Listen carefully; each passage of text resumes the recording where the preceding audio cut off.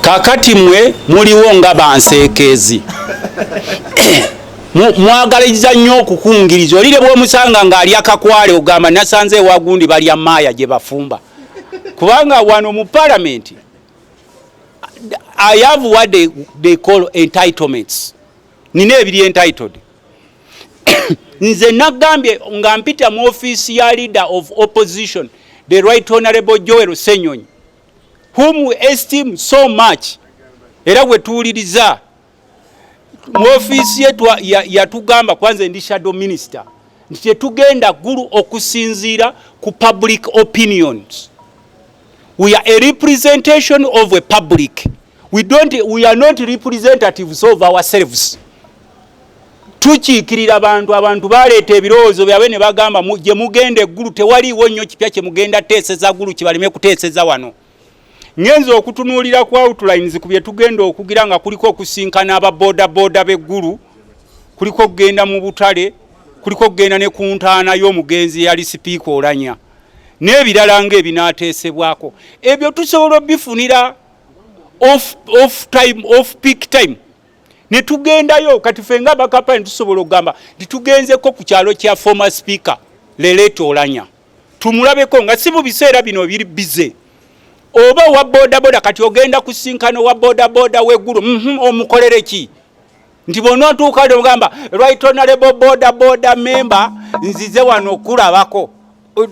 Do you have anything you are going to give them? Ebintu bye wa boda byetaagisibwa wano ku floor ya parliament to discuss engeri gye bayisamu obupikipiiki bwabwe gye babukwata n'okulaba nga bafuna soft loans. Si kugenda kubasinkana nkati owa boda owe Nakaseke bw'anandaba nga ngenza jagwa naffe muleeteeko parliament yamuwane Nakaseke ku boda stage twogereko nammwe tubabuulire ebizibu byaffe siba oba kugaba elementi oba kugaba buno siba babuyita batya buno bulifulekita oba bulifulekita mu buteeke mu kimotoka mugende nti abeeyo mubawe bulifulekita ne elementi tusigale eno tukole emirimu.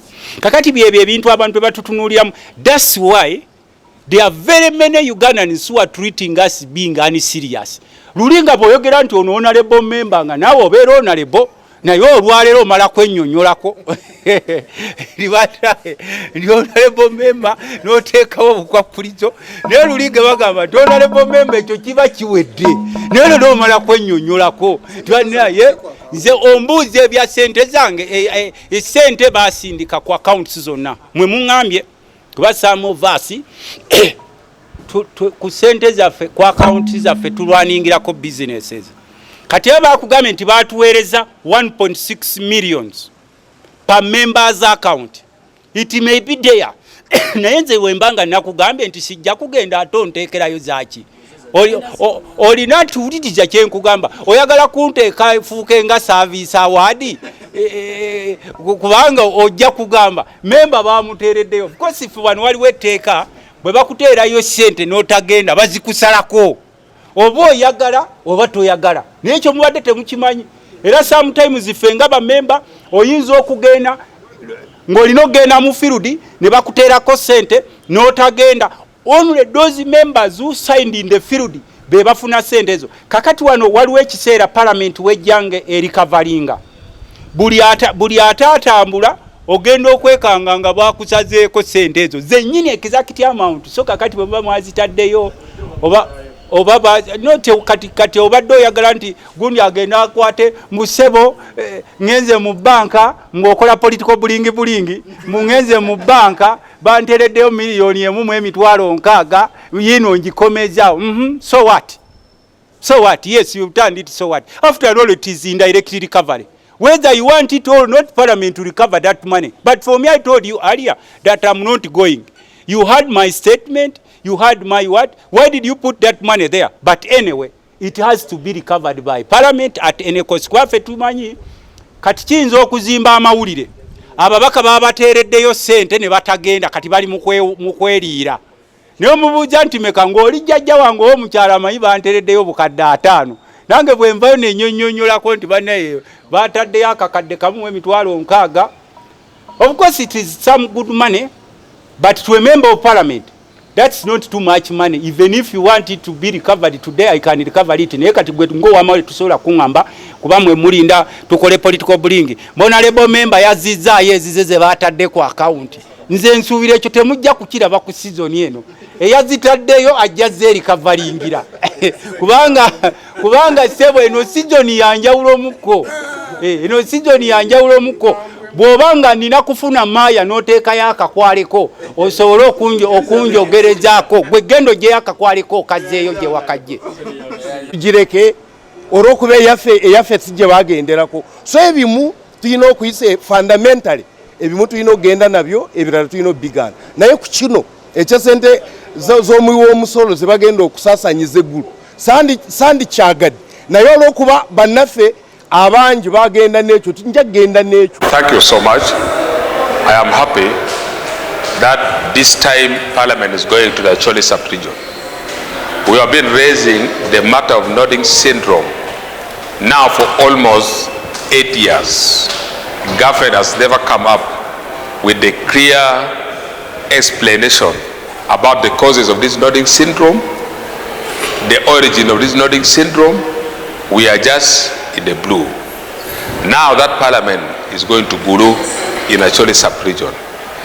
This is the opportune moment to let Parliament look at the magnitude of the suffering of children who are suffering from nodding syndrome. I'm telling you, we shall organize. If the Speaker could move to for the home visit where these children are, that would be better. If the Speaker cannot move, we shall get the way of transporting those children who are suffering from nodding syndrome where the Parliament shall be sitting.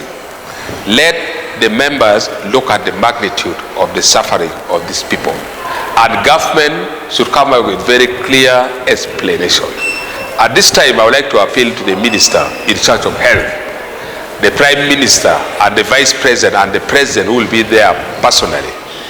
You have to come to Acholi with a very clear explanation about the causes of nodding syndrome. Why is it these children are stunted, they are not growing, and all the support that we urge government to provide for these children, nothing is being done on the ground. Food supply that government promised to provide, they are no longer providing food. Mabatis, iron seeds, any kind of support government promised to do, nothing is being seen. It's as if government is trying to ignore this very serious suffering in Acholi sub-region.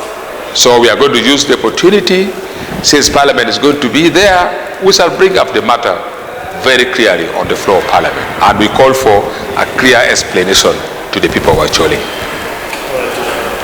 Well, ready? Thank you, Father Charles Sunen, Member of Parliament by the constituency Gulu City. The regional sitting of the National Parliament in northern Uganda, it is a landmark for this country and for the region. There are a number of issues that people have been asking. There are a number of issues which members of Parliament in the 10th, in the 9th, in the 8th, in the 6th Parliament have been raising. The issue of compensation has not yet been concluded. Yet time and again you hear the issue of verification coming up. Like as if it is a new exercise beginning. There are issues pertaining the infrastructural development of Gulu of northern Uganda, like the Gulu aerodrome or the airfield. It is the second to the national airport, Entebbe International Airport, but it is not being worked on as if it is something deliberate. The issue of the nodding children, they are forgotten children actually. The nodding children are forgotten children in this country. Their plight, their condition should be brought to the attention of the National Parliament. I'm happy the Committee on Health, they have visited the Amoro, Pade, Kitgum, Umoro, and they've seen, they've witnessed, they've taken note of the condition of the plight and the suffering of the nodding children. The issue of infrastructural